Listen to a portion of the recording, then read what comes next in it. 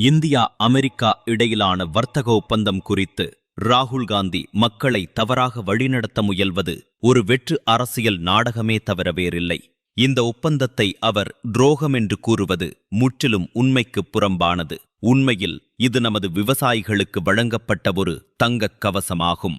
முதன்முறையாக இந்திய ஏற்றுமதிக்கான வரி 50%-இலிருந்து 18% குறைக்கப்பட்டுள்ளது. இது உலக சந்தையில் நமது பொருட்களை பெரிய அளவில் கொண்டு செல்ல உதவும். குறிப்பாக பட்டு மற்றும் நெசவுத் தொழிலாளர்களுக்கு 0% வரி சலுகை வழங்கப்பட்டுள்ளதால் வியட்நாம், வங்கதேசம் மற்றும் சீனா போன்ற நாடுகளை விட நாம் முன்னிலை பெற முடியும். அதே நேரத்தில் அரிசி, கோதுமை மற்றும் பால் போன்ற அத்தியாவசிய பொருட்களின் இறக்குமதியை மத்திய அரசு தடுத்துள்ளதால் நமது உள்ளூர் சந்தை பாதுகாக்கப்பட்டுள்ளது. இது வெறும் வர்த்தக ஒப்பந்தம் மட்டுமல்ல, இந்திய விவசாயிகளை உலகத்தரம் வாய்ந்த ஏற்றுமதியாளர்களாக மாற்றும் ஒரு மாபெரும் முயற்சியாகும்.